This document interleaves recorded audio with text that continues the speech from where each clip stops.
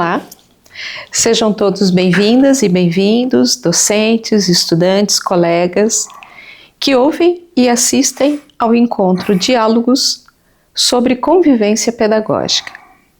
Esta iniciativa integra as ações do projeto temático INCEPT, Estudo de Implantação de Inovações Curriculares, Estratégias Pedagógicas e Tecnologias Emergentes para a Qualidade e Equidade na Educação Básica, especialmente na linha de pesquisa intitulada Convivência Pedagógica e os Processos de Ensino e Aprendizagem, desenvolvida em parceria com a Cátedra Alfredo Bozzi de Educação Básica do Instituto de Estudos Avançados da Universidade de São Paulo.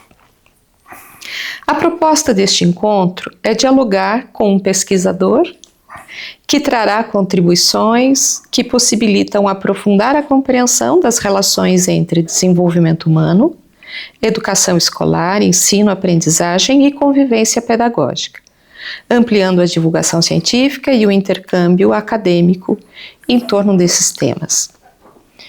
Para isso, temos a honra de receber meu amigo, meu professor, professor Guilhermo Arias Beaton, psicólogo, doutor em ciências pedagógicas, mestre em psicodrama e processos grupais, professor titular aposentado da Faculdade de Psicologia da Universidade de Havana e presidente da cátedra Levi Vygotsky dessa mesma instituição. Reconhecido internacionalmente como uma das principais referências da psicologia histórico-cultural na América Latina, o professor Guilhermo tem dedicado sua trajetória acadêmica à investigação sobre o desenvolvimento humano, sobre a educação escolar e sobre os processos de formação, contribuindo de forma significativa para a sistematização crítica e o desenvolvimento contemporâneo do enfoque histórico-cultural. Ao longo da sua carreira, manteve interlocução com pesquisadores da tradição soviética e latino-americana, desenvolvendo pesquisas, atividades de formação e cooperação acadêmica com diversos países aqui da América Latina, da Europa, da Ásia. Bom, sua produção tem contribuído para o aprofundamento dos estudos sobre desenvolvimento humano, educação, orientação psicológica e formação de professores, constituindo-se como uma das grandes referências enquanto pesquisador e educador para as diferentes áreas do conhecimento correlatas aos processos educativos. Professor Guilherme, meu amigo, meu professor, é uma grande satisfação recebê-lo. Agradecemos imensamente sua presença e sua disponibilidade para compartilhar conosco suas reflexões sobre a psicologia histórico-cultural e suas contribuições para a compreensão sobre o desenvolvimento humano, educação escolar e transformação social. Por favor, professor, fique à vontade para dialogar com as pessoas, enfim. No, para mí un placer, forma parte de mi obligación, de mis deseos, de mis gustos, de poder transmitirle a ustedes las experiencias, los fallos, los errores y los éxitos que hemos tenido a lo largo de años en el problema de garantizar una buena educación.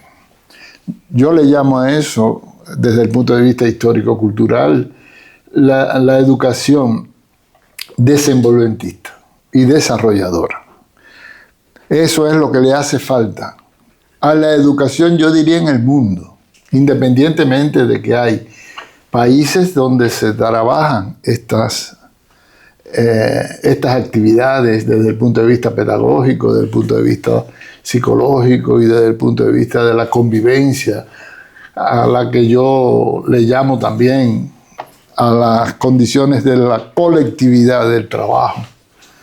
y de las relaciones sociales que estos establecen, porque en definitiva para mí la convivencia de la cual se está hablando no es más concretamente que una manera de expresarse y de realizarse el papel de las relaciones sociales en el desarrollo humano, que para mí son básicas y esenciales.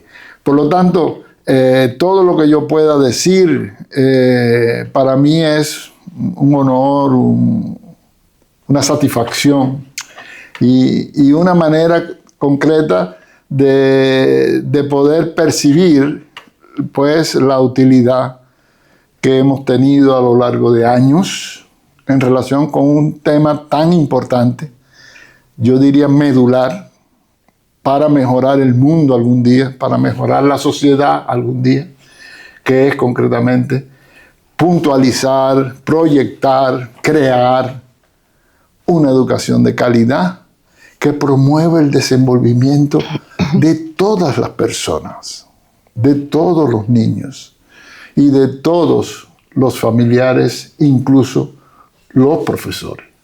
Por lo tanto, les doy las más inmensas las gracias por esta oportunidad, por este momento, y trataré de darle en el tiempo que tengo, pues, la mejor y la mayor cantidad de información que le pueda brindar a ustedes. Muchas gracias, María Elisa, por tus valoraciones, que no son tantas, pero te lo agradezco imensamente. Muchas gracias. Professor Guilhermo, o senhor integra uma geração de pesquisadores que não apenas estudou a psicologia histórico-cultural, mas participou ativamente do seu desenvolvimento e consolidação no contexto latino-americano.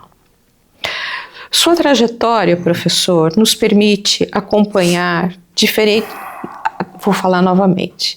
Sua trajetória permite acompanhar diferentes momentos da tradução e inserção das produções sobre o referencial no mundo ocidental, da produção e da sistematização de conhecimentos elaborados nesse campo teórico-metodológico. Ou seja, esse é um momento, o senhor vivenciou o momento histórico de inserção do referencial teórico soviético, da psicologia soviética, em especial da psicologia histórico-cultural no mundo ocidental, né? Nesse sentido, gostaria de iniciar nossa conversa retomando um pouco da sua trajetória intelectual. Como ocorreu sua aproximação com a psicologia histórico-cultural, que referências foram decisivas na sua formação e como o senhor avalia o desenvolvimento dessa perspectiva teórico-metodológica na organização da educação escolar em Cuba ao longo das últimas décadas. Sí, la pregunta es muy importante y pienso que yo voy a comenzar diciendo, creo que también lo hice en la intervención aquella que señalé, y tiene que ver con el proceso que yo viví en los años 60 del siglo pasado, mediados de los años 60 del siglo pasado, y es concretamente que yo soy un hijo de un maestro, un buen maestro, un profesor de matemática, pero que además trabajó la educación preescolar.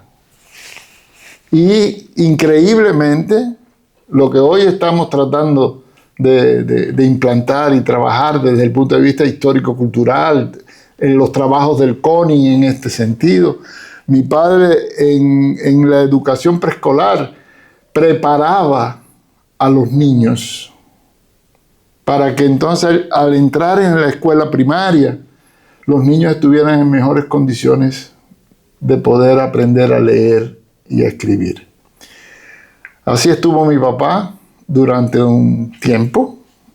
Yo conocí de todo este proceso porque yo daba clases en el propio en la propia escuela donde él lo hacía. Y además, mi padre fue el que preparó a mi madre para que trabajara también en los aspectos relacionados con la educación de nosotros, los hijos de él. Y además de este planteamiento, yo soy un nieto de profesor, un primo de profesor, y por lo tanto yo llevo la profesión de profesor en mi vida, en mis sentimientos, en mi trabajar, en mi hacer las cosas. Y eso se lo debo a mi papá. Y quiero en este sentido señalarlo y plantearlo. Y el otro problema, o el otro aspecto que me transformó y que me ratificó todo esto, es que yo a los 12 años me convertí en profesor. Me convertí en profesor a los 12 años porque fue cuando se desarrolló en mi país el proceso de la alfabetización del 27% de los analfabetos que existían en ese momento en el país.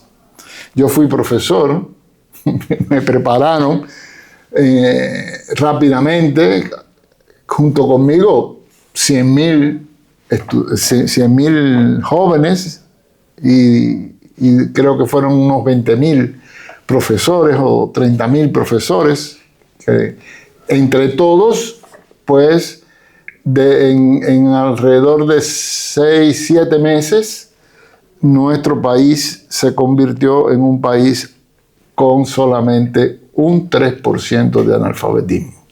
Ese 27% se eliminó y solamente quedaron un 3% de personas analfabetas que no quisieron alfabetizarse, precisamente porque eran personas muy idosas, porque no tenían fuerza para hacerlo, y esos fueron los únicos que no se alfabetizaron. Yo alfabeticé a 4 personas y atendí a 2 personas que se tenían que alfabetizar, pero no se quisieron alfabetizar, porque uno era un haitiano, ya muy mayor, que cortaba cortaba caña, y lo único que yo logré convencerlo a él, mientras él me enseñaba a mí a hacer potajes, yo lo enseñé a él, le decía a él que yo lo enseñaba a él entonces a firmar, para que él tuviera una firma, que ese era otro propósito de este proceso de alfabetización. Y el segundo era un español que criaba ganado, y él decía que él era el mejor ganadero que existía en la zona y que por lo tanto él no necesitaba estudiar. Por lo tanto, esto para mí fue como un proceso de iniciación mío como profesor. Posteriormente, ya en los estudios que hice, empecé en la universidad en 1964, y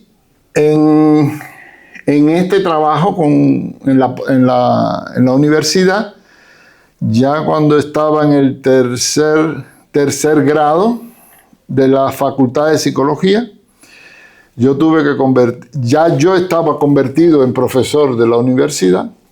Éramos alumnos auxiliares, porque la Universidad de La Habana en ese momento perdió muchos profesores, y los estudiantes que estábamos trabajando en la universidad o estudiando en la universidad fuimos convocados para convertirnos en profesores y no tener que cerrar las universidades. Y en este sentido, en el tercer grado de la universidad, ya yo comencé también, además de ser profesor, que lo hice cuando tenía el segundo grado, o sea, yo empecé el primer grado de la Facultad de Psicología a estudiarlo, a estudiar psicología, pero ya en el segundo grado yo estaba dando clase de lo que había dado en el primer grado. En el tercer grado ya me designaron como jefe de un departamento de la facultad, donde precisamente trabajamos los procesos de la estadística y de la metodología científica de los estudios que se hacían en la propia facultad. Digo esto porque en definitiva esto fue muy importante, porque en ese periodo, alrededor del cuarto curso, pues el Instituto de la Infancia de Cuba, que se encargaba de todo el desarrollo de la educación infantil, empieza y plantea la necesidad de perfeccionar la educación en la educación infantil. Y ellos propusieron que especialistas soviéticos llegaran a Cuba y participaran en todo el proceso de perfeccionamiento de la educación. Como yo era el jefe del departamento de la estadística y la metodología científica, estos especialistas e investigadores pues señalaron que iban a realizar investigaciones en Cuba para ver si los contenidos del enfoque histórico-cultural que ellos iban a trabajar con este grupo, pues se podía hacer, y por lo tanto era importantísimo toda la parte metodológica de la investigación y del problema del uso de las estadísticas para perfeccionar lo que se iba a realizar. Y de esta manera yo empiezo a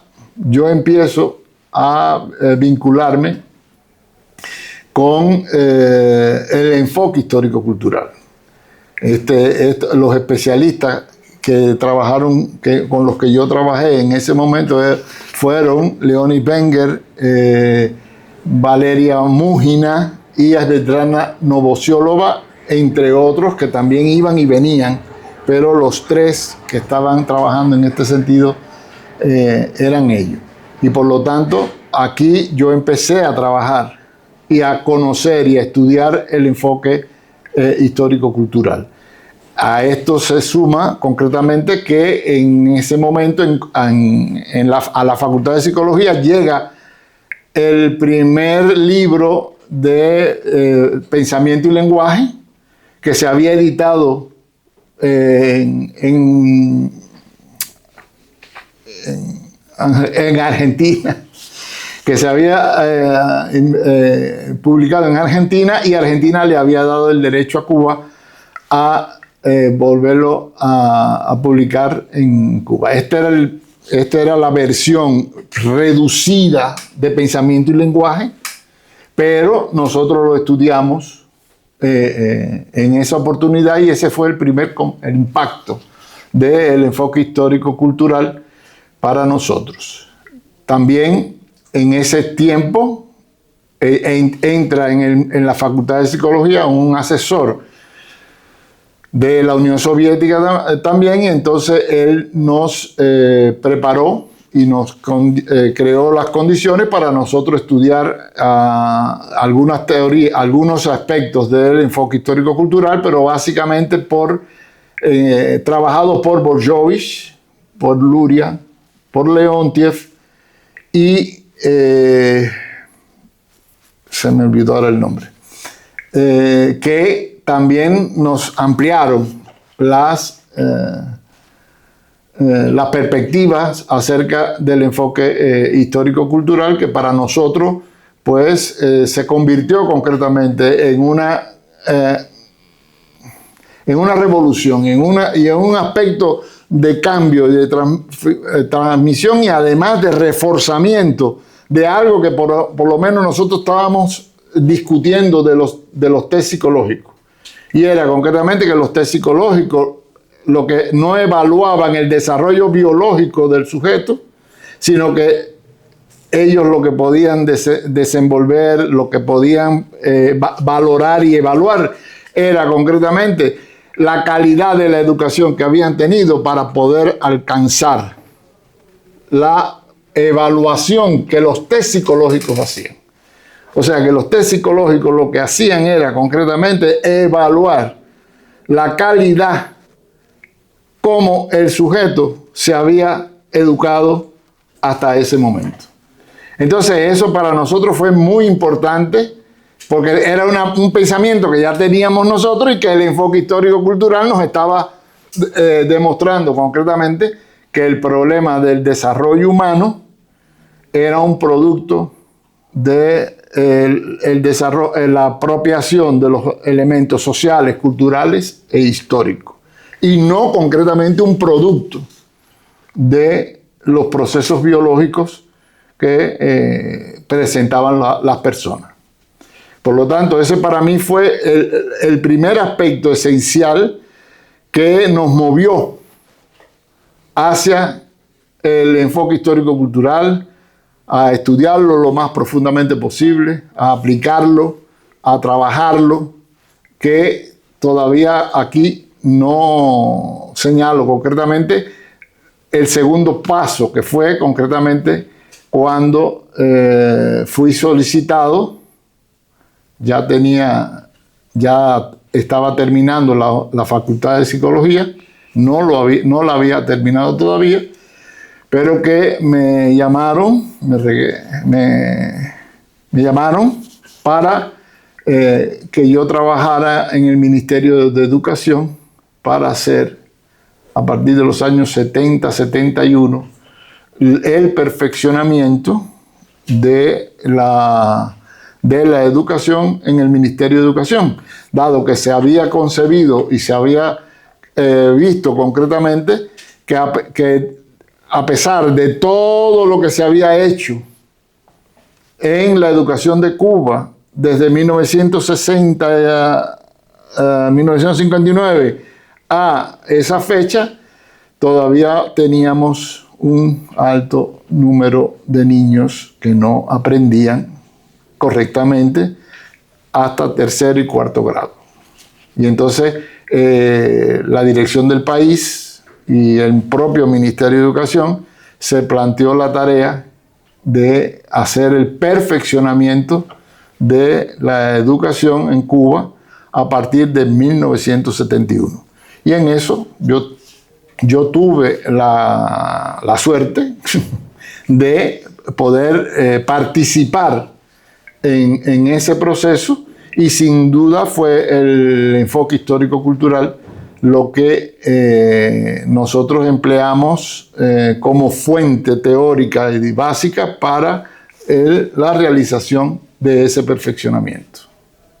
Professor, essa história que o senhor resgata, né, e compartilha com todos nós, é muito importante, porque foi um período muito difícil em Cuba de reorganização das ações políticas, econômicas, e foi justamente nesse momento que houve, sob sua liderança, uma reestruturação da educação cubana, é isso mesmo? Com o apoio, inclusive, com diversos colegas indo para a União Soviética na época se formarem. Vou falar os nomes desses companheiros porque são muito importantes, né? A nossa saudosa Glória Farinhas, professora Glória, Maria Feber, Josefina Lopes, querida, né? Saudosa, faziam parte de uma equipe, né? que foram até a União Soviética se formarem para produzirem, para poderem elaborar essa reforma educacional cubana sobre a sua liderança. Isso é correto dizer? Sí, lo que eso se hace en un proceso más extenso. Por ejemplo, cuando nosotros comenzamos con el trabajo del Instituto de la Infancia, ya ahí nosotros estábamos compartiendo trabajo con Ana María Siverio, con Josefina López, con María Teresa Burke, con personas también de la Facultad de Psicología, que eso lo comenzamos en el 68 aproximadamente. Y Josefina López sale para también en ese momento para hacer estudios en la Unión Soviética, y allí ella hizo en los próximos 2 años o año y medio, ella hizo su trabajo de investigaciones conjuntamente con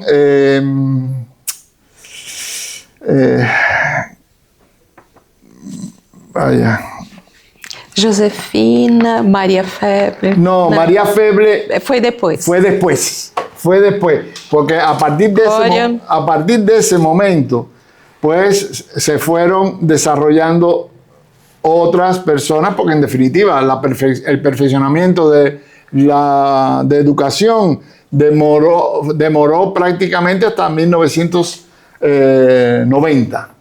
Todo ese proceso. Foi justamente nesse período? Fue en ese periodo donde se lograron preparar a todas esas personas de esa manera en la que estoy señalando, que eran personas que iban a recibir sus estudios de psicología, pero sobre la base del enfoque histórico-cultural. Foi exatamente nesse período, né, professor, que a educação cubana foi reconhecida mundialmente como uma educação que tinha os melhores índices de aproveitamento e com a qualidade melhor no âmbito mundial, não era isso? Todo el proceso de perfeccionamiento que comenzó en los años 71, del 71 al 75 aproximadamente, lo que se hizo fue un diagnóstico del por qué, a pesar de tener todas las condiciones, de todos los niños en las escuelas, todos los niños con profesores, a pesar de tener escuelas con las mejores condiciones, se había creado ya la educación de adultos, siguiendo los planteamientos de Pablo Freire, de que no solamente había que hacer la alfabetización, sino promover el desarrollo de la escolaridad de las otras personas, de esas personas que se habían escolarizado. Ya estábamos en ese periodo enseñando la enseñanza media, y había algunos ya que estaban estudiando la secundaria básica, pero de educación de adultos. Y por lo tanto, todo este esfuerzo y todo ese proceso educativo que se estaba logrando en ese periodo, se tenía de cosas negativas el hecho de que hubiera 1% de estudiantes, de niños, que no alcanzaban a tener el aprovechamiento que se debía tener. Eso se le dijo en un momento determinado, que había que, ¿cómo se llama?, destupir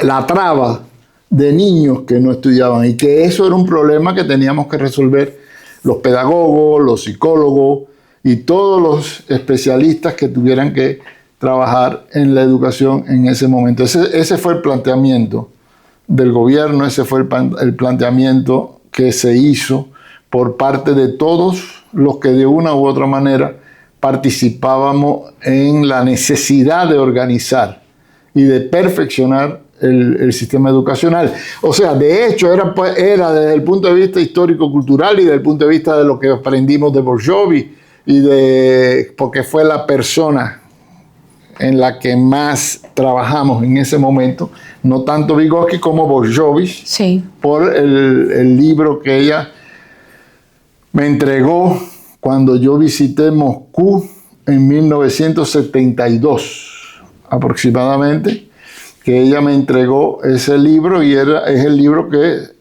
tiene que ver con el problema de la formación de la personalidad del escolar. Com certeza. Que es para mí una... Esse é um marco, né, Guilherme? Esse é um marco, né?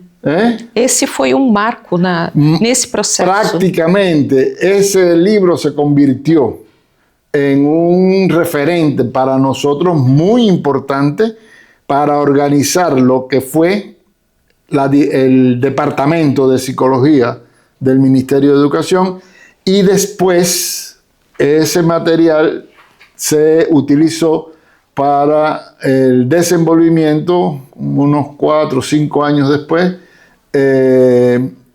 del desarrollo de el Instituto de Pedagogía del Ministerio de Educación, que era o sea, todo lo que fue el Departamento de Psicología y todos los demás especialistas que estaban trabajando se agruparon en este departamento específico para orientar todo el trabajo del perfeccionamiento a partir de 1975 y 76, que ya entonces se empezaron a hacer los cambios correspondientes en todos los programas de la educación en Cuba y todo lo que fue la organización de la escuela como tal. Essa trajetória, né, extremamente rica, e a partir de uma equipe multidisciplinar, como diríamos hoje, né? Sim, senhor. Foi toda ela fundamentada a partir do enfoque histórico-cultural, com a influência, né, da psicologia histórico-cultural, inicialmente elaborada na União Soviética e depois compartilhada entre outros pesquisadores. Ela foi muito importante, né, para a reestruturação da educação cubana, ao qual durante muito tempo você esteve na liderança, né? Esse é mais um motivo de orgulho da sua presença aqui. Pero yo era un elemento. Un elemento. O sea, allí en este proceso participaron miles de personas. Mil pessoas. E é justamente sobre isso, professor, que eu quero justamente aqui entrar num novo aspecto, dando continuidade a essa trajetória, né? Essa é a trajetória de intervenção, de transformação social, educacional dentro do seu país, dentro de Cuba. Mas a sua trajetória também tem sido marcada pela análise crítica das diferentes formas de apropriação da obra de Vygotsky e seus colaboradores e pela defesa de uma psicologia histórico-cultural, né, como um projeto científico em desenvolvimento. E é por isso que eu gostaria também, professor, de avançar para uma questão central do debate contemporâneo. Em um contexto em que os conceitos vygotskianos são amplamente utilizados em diferentes campos, nem sempre acompanhados da necessária compreensão dos seus fundamentos teóricos e metodológicos. Nesse momento torna-se fundamental, né, retomar o alcance do projeto científico formulado por Vygotsky. No seu modo de pensar, professor, quais as contribuições da obra de Vygotsky que o senhor considera mais relevantes para compreendermos o desenvolvimento humano na atualidade e quais cuidados são necessários para compreender a psicologia histórico-cultural como parte de um projeto científico, da produção de uma psicologia geral. Acho que essa temática é muito importante, porque resgata os fundamentos do pensamento vigotskiano, não é? Es una pregunta extremadamente importante y yo diría que necesitaría un mayor tiempo. Eu imagino. Para trabajar eso voy a tratar de ser lo más integral posible en este sentido. Yo diría que el enfoque histórico-cultural es diverso. Sí. Es diverso. No, aunque las pautas esenciales, yo diría y reconocería todo el tiempo que es un producto de la obra de Vygotsky como persona, como especialista. Ellos lograron desde el año 29 pues sencillamente un conjunto de especialistas que formaron concretamente los primeros análisis y planteamientos del enfoque histórico-cultural. Pero el enfoque histórico-cultural no es monolítico. No es monolítico, forma parte de una labor científica y no hay labor científica que no sea polémica. Perfecto. Por lo tanto, Vygotsky, aunque siempre ha sido reconocido como el padre y el promotor esencial de los elementos teóricos y prácticos del enfoque histórico-cultural, hay diferencias y condiciones y concepciones que a mi juicio pues lo hicieron y lo han hecho diverso y variado.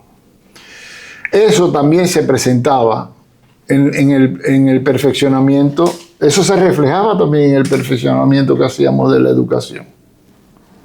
Y aunque hablábamos esencialmente del enfoque histórico-cultural y los asesores soviéticos que estuvieron en ese tiempo allí, muchos de ellos, aunque valoraban el papel de lo histórico-cultural, ellos defendían concretamente sus puntos de vista. Y entonces eso había que estudiarlo a fondo, eso había que analizarlo bien, eso había que interrelacionar a todas estas personas para llegar concretamente, digamos, al problema de la formación de profesores, donde básicamente nosotros señalábamos concretamente los contenidos de la teoría histórico-cultural que se planteaba por Vygotsky, que se planteaba por Bolshoi, que se planteaba por Luria, que se planteaba por incluso Leontiev. Y en función de eso hacíamos y escribíamos los materiales, los documentos, los libros, las orientaciones que teníamos que hacer para convertir la educación, la formación de profesores según estos elementos. Pero, insisto, buscando concretamente una uniformidad en cuanto a los criterios. De todas maneras, en ese sentido, yo diría para mí que el aspecto esencial del enfoque histórico-cultural y que yo creo que sigue presente en este sentido es concretamente la explicación que existe acerca de que el desenvolvimiento humano, el aprendizaje del ser humano, no es un problema biológico, o no es esencialmente un problema biológico, sino es el producto de cómo organizar lo social, lo cultural, que es histórico, para que el sujeto que necesita de la educación se apropie de este proceso. Aquí habría que hacer un comentario elemental, y es concretamente que el hecho de que esto se plantee no quiere decir que para el enfoque histórico-cultural no es un problema básico y esencial lo biológico. Lo que sucede es que en el enfoque histórico-cultural, posteriormente, Vygotsky lo insiste ya en los años, más de los años 31 aproximadamente, él insiste concretamente que son las condiciones biológicas las que reciben las condiciones sociales y culturales, y entonces en esa interrelación dialéctica entre lo biológico y lo social, cultural e histórico es que se van conformando las condiciones del desarrollo del ser humano. Y por lo tanto, la biología se convierte como en base o una condición necesaria para garantizar que aquellas condiciones culturales, sociales e históricas realmente se conviertan al desarrollo del ser humano en un desarrollo social y cultural, y no concretamente biológico. Perfecto. Eso no quiere, por lo tanto, lo importante aquí es que lo biológico en lo histórico-cultural está presente, pero está presente a partir de cómo las condiciones sociales, culturales e históricas son también apropiadas por el propio sujeto. No es un proceso biologicista solo, sino es un proceso de una interrelación dialéctica entre lo biológico y lo social, cultural e histórico que promueve el desarrollo del ser humano. Algo extremadamente importante es que Vygotsky, en uno de sus planteamientos, él dice: lo social, lo biológico se convierte en una condición esencial del desarrollo, y ese desarrollo que se produce en lo biológico es de naturaleza también histórica. O sea, para Vygotsky las condiciones biológicas son también condiciones históricas. ¿Por qué? Porque son afectadas por las condiciones históricas. Perfeito. Não sei se he logrado ficar muito claro a dimensão dialética, né, na constituição desse sujeito. Né? Él tiene un artículo, solo en un artículo, estas explicaciones que estoy dando, que tienen que ver con el problema del papel de lo psíquico,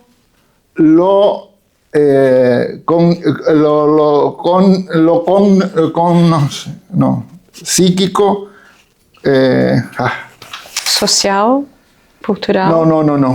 No, es un artículo, ay, aquí se me fue el nombre ahora. El artículo es sobre lo psíquico, lo cultural, lo consciente y lo inconsciente. O sea, en ese artículo él trabaja perfectamente todas estas relaciones dialécticas complejas que él ya trabajó a los inicios del desarrollo de las funciones psíquicas superiores, el desarrollo concreto de la génesis fundamental del desarrollo y los procesos de la situación social del desarrollo, que es ya todas las leyes que rigen el proceso de formación del ser humano mediante esta interrelación dialéctica de lo social, lo cultural y lo histórico con lo biológico. Vamos dar sequência, né, pensando a partir dessas proposições do pensamento de Vygotsky, né, como que a gente pode, professor Guilhermo, ao discutirmos a atualidade da obra de Vygotsky e o próprio projeto científico da psicologia histórico-cultural, como é que a gente chega inevitavelmente a uma questão que para nós é central, né? Para as nossas pesquisas, para as nossas investigações, que é a questão da função da educação escolar na constituição e no desenvolvimento humano. No âmbito do projeto temático do INSEPT, junto à FAPESP, o nosso estudo vem se convergindo para a concepção de convivência pedagógica, né? Temos investigado justamente as relações entre ensino, estudo, aprendizagem e desenvolvimento, e compreendendo a escola como um espaço privilegiado de formação humana e de produção de novas formas de relações com o conhecimento e com os outros e consigo mesmo. Nesse sentido, gostaria que o senhor abordasse um pouquinho a questão fundamental para nós, professores e educadores, pesquisadores da educação. Como é que a psicologia histórico-cultural compreende a constituição da educação escolar e da atividade pedagógica para o desenvolvimento humano e a formação integral de novas gerações?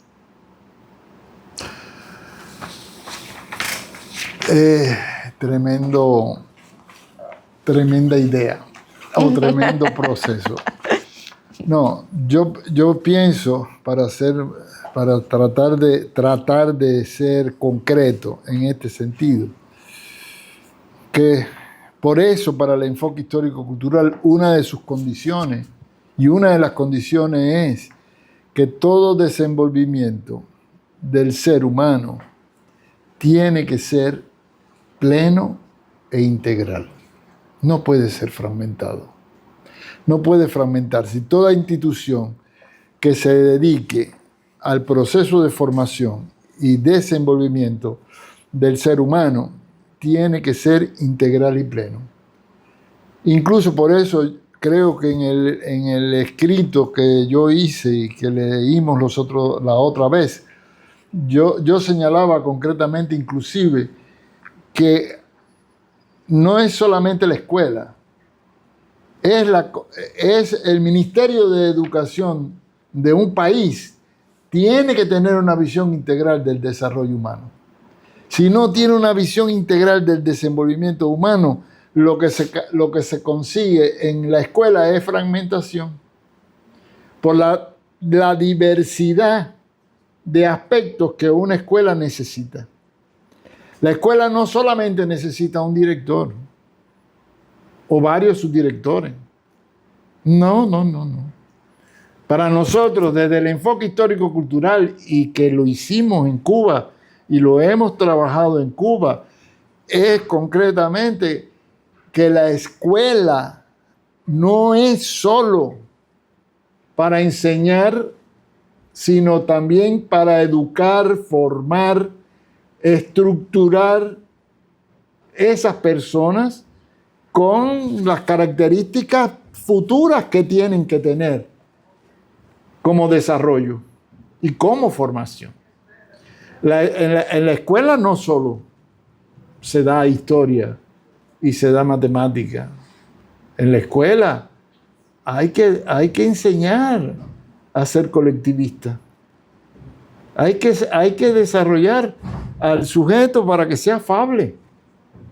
Hay que buscar la manera de que los propios niños y que los propios familiares contribuyan al desarrollo de la escuela. Por eso nosotros en Cuba, a mí esto es mi interpretación y el uso para que se entienda un proceso de la escuela que nosotros trabajamos ya desde antes del 71. Eso ya forma parte también de una concepción de la educación en nuestro país, de autores del siglo XVIII, que señalaban concretamente la importancia de la integralidad de la escuela. No eran históricos culturales, pero se parecían. ¿Entiendes? Se parecían y ellos señalaban concretamente que la escuela tenía no solo que dar conocimientos, sino que la escuela tenía que formar también a seres sensibles, educados, formalmente, promotores del desarrollo. Tenían otra dinámica del proceso. Por eso, en nuestra escuela, antes del perfeccionamiento, ya era una escuela que, como yo lo dije los otros días, tenía 3 gobiernos. El gobierno de la escuela, que lo dirigía el director, con los subdirectores, los grupos de profesores, ¿no? Que era lo esencial, lo fundamental, pero había un consejo de la escuela, un consejo donde un padre o un grupo de padres se convertían concretamente en promotores del desarrollo también de la escuela.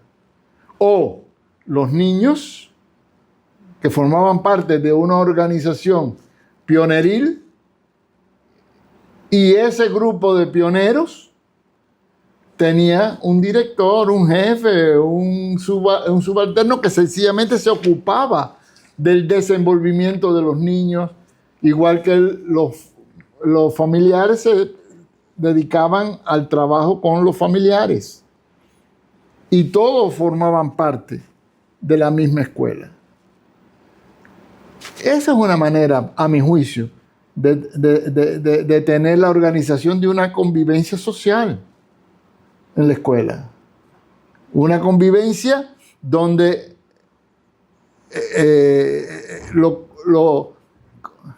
convivencia pedagógica. Sí, no, aparte de o sea, que el convivir forma parte del sistema de relaciones sociales que se tienen que establecer en la escuela. Llámese dirección de la escuela, llámese consejo familiar de la familia y llámese organización pioneril. Todos ellos tienen que tributar precisamente a esa convivencia, tributar a ese sistema de relaciones interpersonales entre ellos, incluso trabajar por eliminar y por educar aquellos casos que se puedan salir del contexto de la disciplina, del orden, de la organización y del proceso. Por lo tanto, la escuela tiene que estar organizada integralmente. Y esa integración, a mi juicio, responde a toda esta complejidad del proceso educativo. Que efectivamente, o sea, esto conduce concretamente a señalar, en vez de relaciones sociales, en vez de colectividad, se puede hablar de convivencia pedagógica, sin duda. Pero ambas cosas están buscando lo esencial que estoy insistiendo, o sea, que la escuela responda no solamente por el aprendizaje del niño, sino de todo el problema de la convivencia del niño y se prepare integralmente precisamente para ser un ciudadano con las condiciones y con el desarrollo necesario para ser un ciudadano educado y que garantice la continuidad de la educación de las futuras generaciones. Para mí eso es esencial y eso para mí es un planteamiento que yo siento que está en el enfoque histórico-cultural cuando habla de educación, cuando habla de cultura, cuando habla de formación cultural, cuando habla de formación social, de relaciones interpersonales, cuando se habla de vivencia, cuando se habla de, en definitiva, de desarrollo humano. Y, sin duda, lo que se está desarrollando en estos momentos por parte de ustedes, llámese convivencia pedagógica o llámese convivencia escolar, o va dirigido, a mi juicio, en esta dirección. Professor, gostaria que você abordasse, né, o seu ponto de vista sobre como é que a convivência pedagógica ela pode ser o modo ou a expressão de uma educação integral ou uma educação que contemple a coletividade nesse contexto específico que é a escola de educação básica, mas não só a escola de educação básica, mas também de ensino superior. Como é que a convivência pedagógica, como objeto pelo qual a gente vem se debruçando nesse projeto, no seu entendimento, como ela pode se relacionar com essa concepção de educação integral? La convivencia pedagógica es enunciada inclusive tan integral como es la actividad colectiva del centro, o como es las relaciones sociales integrales del centro, o como es lo que yo señalé, que es una organización en Cuba. O sea, la dirección de la escuela, la dirección de los padres y la dirección de los estudiantes. Todos responden al mismo llamado, todos responden a la misma integralidad. Es aprender historia, pero también aprender a convivir con los demás, a relacionarse con los demás. Por lo tanto, por eso para mí, convivencia pedagógica, ¿cómo se llama? Relaciones sociales y todos estos elementos para mí son los elementos constitutivos de una escuela integral, de una educación integral. Yo no le veo a esos calificativos diferencias esenciales. Son todas dirigidas a crear en la escuela la integralidad y la plenitud que la escuela necesita.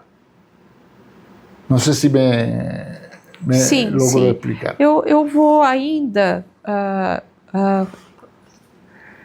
insistir numa questão que é, por exemplo, nas pedagogias contemporâneas, nas teorias pedagógicas contemporâneas, a gente observa, né, relações de uma convivência ou de relações mais próximas entre os próprios estudantes como protagonistas.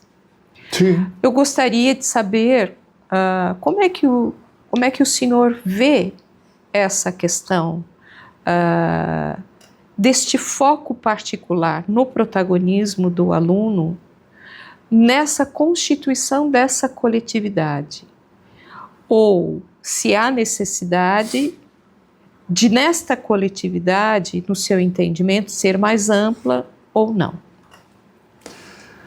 Cuando yo estoy señalando y diciendo concretamente que en Cuba, por ejemplo, todos los niños están organizados en una organización, y eso está desde los pioneros en el aula hasta los pioneros en toda la escuela, yo me estoy refiriendo precisamente a eso. O sea, los niños tienen una responsabilidad, los niños tienen un quehacer, los niños tienen la conciencia de que ellos tienen que colaborar con la escuela y que tienen que colaborar con ellos mismos. Y por lo tanto, la organización pioneril, conjuntamente con la dirección de la escuela, integra lo que necesita la escuela como tal. O sea, que no solamente la directora de escuela sea la que dicte las normas que tienen que cumplirse en la escuela, sino que también los propios niños sean capaces de hablar con aquellos niños que puedan desviarse o que puedan tener algún tipo de indisciplina o que puedan tener cualquier tipo de situación, o el niño que no aprende, que uno de esos niños también lo ayude, o el maestro oriente a ese niño a que ayude a aquel ni otro niño que no ha aprovechado lo suficiente del conocimiento para obtener el conocimiento correspondiente. Eso sería lo ideal de una escuela, que no solamente sea el profesor, sino que sean todos los que participan en la escuela, todos los que conviven en la escuela, todos los que forman parte del colectivo de la escuela, todos los que forman parte de una concepción correcta, adecuada, emocional de las relaciones sociales. No sé si me explico. O sea, yo estoy utilizando los argumentos y las determinaciones que se pueden tener desde la convivencia pedagógica hasta las relaciones sociales que conformen el humanismo del ser humano o las condiciones del desarrollo del ser humano. E entonces, assim é como eu lo veo. Eu poderia fazer uma síntese? Sim, claro.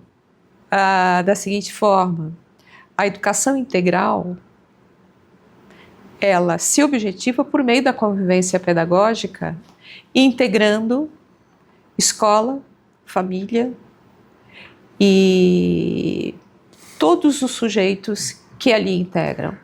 Totalmente. Pero de la misma manera yo puedo empezar eso con el colectivismo de la escuela. No puede haber convivencia social si no hay colectivismo. Se não há coletivismo. Y si no hay convivencia social o pedagógica, no hay tampoco colectivismo. Estamos usando términos extremadamente valiosos e importantes y necesarios para identificar concretamente lo que estamos tratando de explicarnos, que es la educación integral. No hay educación integral sin colectivismo. Ese es el planteamiento de Makarenko. Ese es el planteamiento de Makarenko. También, yo no quiero meter a Makarenko en esto. Sim, tem contexto histórico específico de Makarenko, né? Exacto. No quiero meter a Makarenko en este proceso. Sim, mas o coletivismo se faz por essa análise também. Por essa análise, o sea, y ¿por qué Makarenko desarrolla todo su trabajo? ¿Y con quién lo desarrolla? Nada más y nada menos que con los delincuentes y con los niños que estaban mal guiados. Y él lo llega y su pedagogía, su convivencia pedagógica, para ser más preciso, su convivencia pedagógica los llegó a convertir en gobernantes de los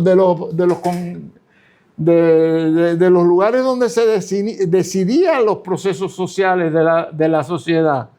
Yo conocí dos de ellos. en mi primera visita a la Unión Soviética en el año 1972.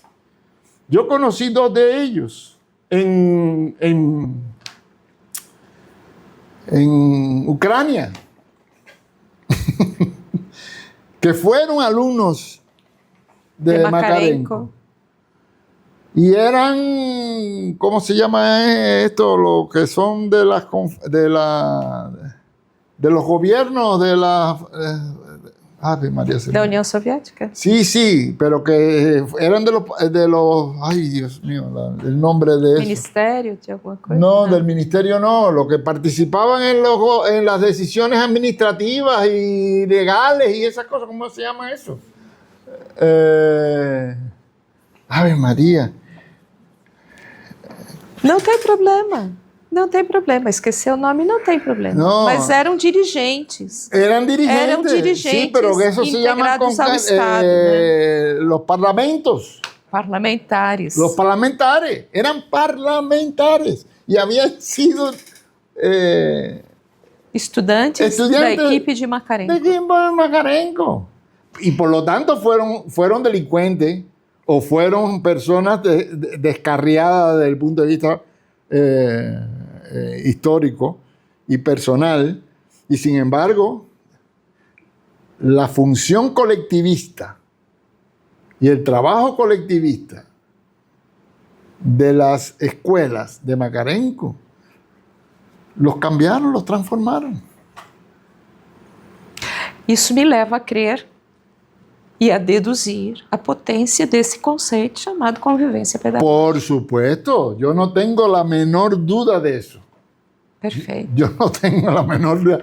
Llámele como tú, pero que las 3 cosas están tratando sobre el mismo problema de lo que debe ser la educación integral. Perfeito. Bom, professor, a importância desse nosso diálogo para o projeto de pesquisa é imenso e quero agradecê-lo por isso, né? Estamos chegando, então, à fase final da nossa conversa, que nos permitiu refletir sobre questões fundamentais, sobre a própria psicologia, histórico-cultural, acerca da educação contemporânea. E todos os aspectos que contemplaram esse diálogo tão promissor, né? As reflexões que o senhor compartilhou certamente contribuem para ampliar o debate acadêmico e fortalecer as investigações que temos feito no âmbito do projeto INSEPT. Para encerrarmos nosso diálogo ainda, né, que eu gostaria de estender muito mais, mas gostaria de pedir-lhe uma reflexão dirigida especialmente aos professores, estudantes e pesquisadores no campo da educação que nos acompanham. Se o senhor gostaria de deixar uma mensagem ou deixar aí um pensamento acerca de tudo isso que nós conversamos, né, sobre desenvolvimento humano, educação escolar, formação humana e transformação social, a partir do enfoque histórico-cultural. Gostaria de ouvir suas últimas considerações. Bueno, por eso empecé hablando de mi padre como profesor, porque lo considero a él un ejemplo de profesor y de dedicación a ese proceso. Yo recuerdo cuando era niño que mi padre preparaba estudiantes que iban a ingresar en la universidad o que iban a ingresar en algún otro estudio, y él se ponía en el patio de la casa a prepararlo, y yo, que era un muchachito, me encantaba oírlo explicando, poniendo los problemas, haciendo que el estudiante descubriera los conocimientos. Y yo aprendí desde esa época a ser profesor. Yo creo que hasta jugaba a veces a ser el profesor que era mi papá. Y entonces, ser profesor es una cosa muy importante y muy grande. Ser profesor no es solo para ganar un salario o para tener un estatus determinado o para ser escritos ni nada por el estilo. Ser profesor es para promover el desarrollo del otro ser humano que necesita ese desarrollo. Y eso para mí es la condición esencial que tiene que tener un profesor. Y la formación de un profesor. Amar al prójimo. Amar al que necesita de su apoyo, de su trabajo, de su bienestar. Eso es para mí imprescindible, y yo creo que eso está en el enfoque histórico-cultural cuando Vygotsky dice el profesor. El profesor tiene que saber organizar cómo se va a desenvolver el escolar. Porque en definitiva es el escolar el que aprende por sí mismo. O sea, Vygotsky le está sugiriendo al profesor que no le dé los resultados, que no, o que hable con él del conocimiento que él tiene que tener, sino que el profesor tiene que crear las condiciones para que el estudiante busque las respuestas, busque los conocimientos, se apropie de los conocimientos, sea el propio niño el que se desarrolle a sí mismo. Claro, con la ayuda y la orientación y la mediación del profesor. Porque es el profesor el que le tiene que dar las ayudas, aunque no le dé la solución. Pero sí le debe dar la ayuda, debe dar las pistas, debe dar las condiciones para que el niño aprenda a hacerlo. Y por lo tanto, para mí esa es la condición más importante que tiene que tener un profesor. Crear en el otro las condiciones y las posibilidades de que él se crezca, de que él se desarrolle. Yo creo que eso también es muy freiriano, ¿entiendes? Y entonces, por eso Freire y Vygotsky se parecen tanto en ese sentido, a mi modo de ver. Y entonces, el profesor debe ser formado de esa manera.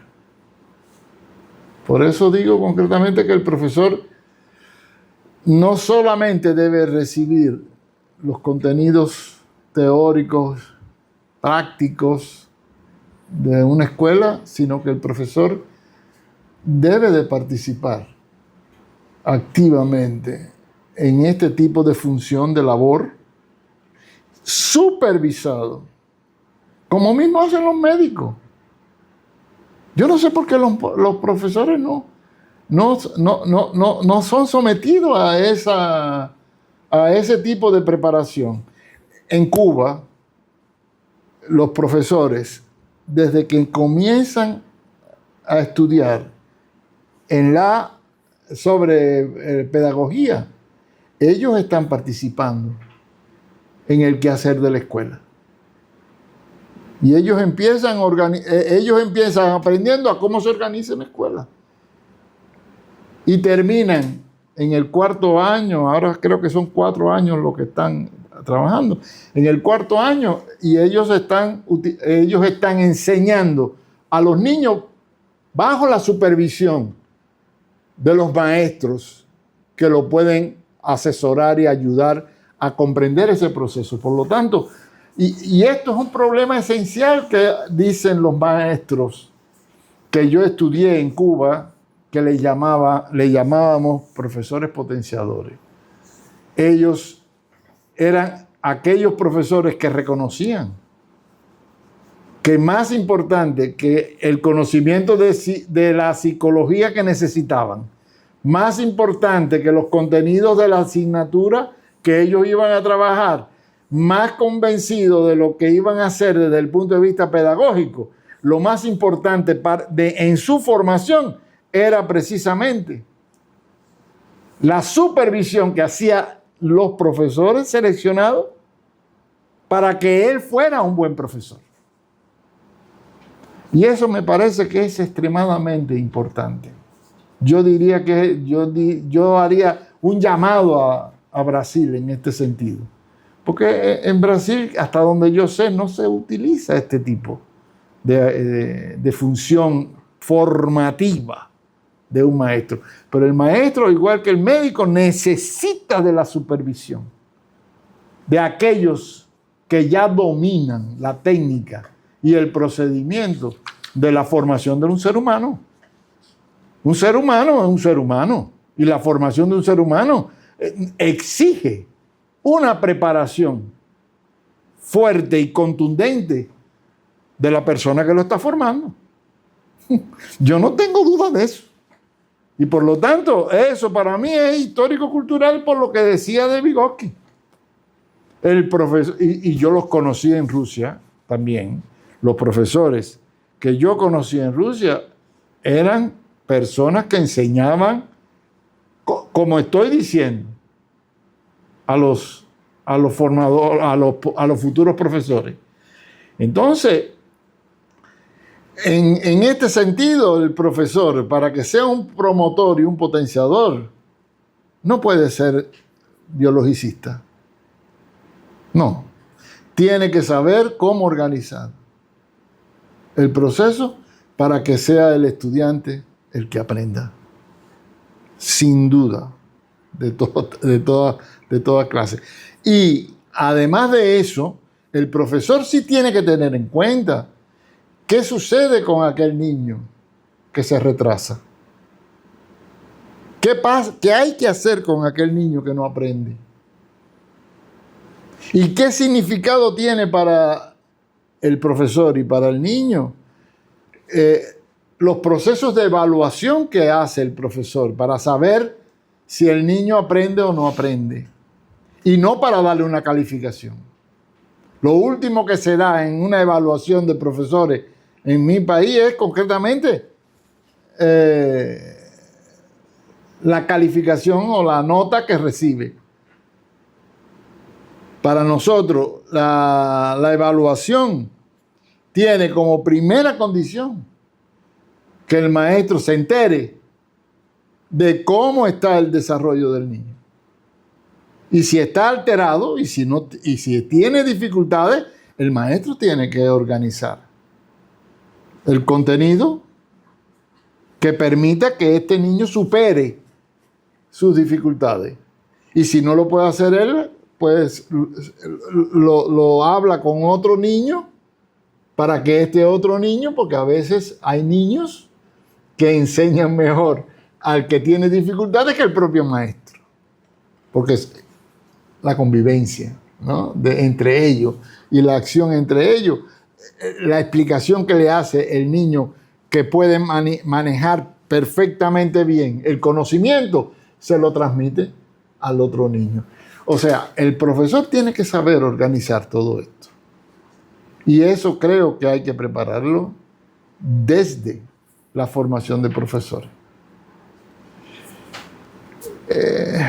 Eso es, a mi juicio, el elemento esencial de la formación de profesores. Ojalá que se haga mundialmente. Ok. Professor, muito obrigada por esse diálogo, por esse momento tão importante, esse registro para que a gente possa avançar na compreensão desse objeto ao qual estamos nos debruçando, mas sou muito grata pela sua contribuição e por essas reflexões neste momento. Obrigada, professor. Muchas gracias a ustedes por haberme exigido que yo sea capaz de decir todo lo que he dicho. Meu companheiro. No, mi compañera también. É isso.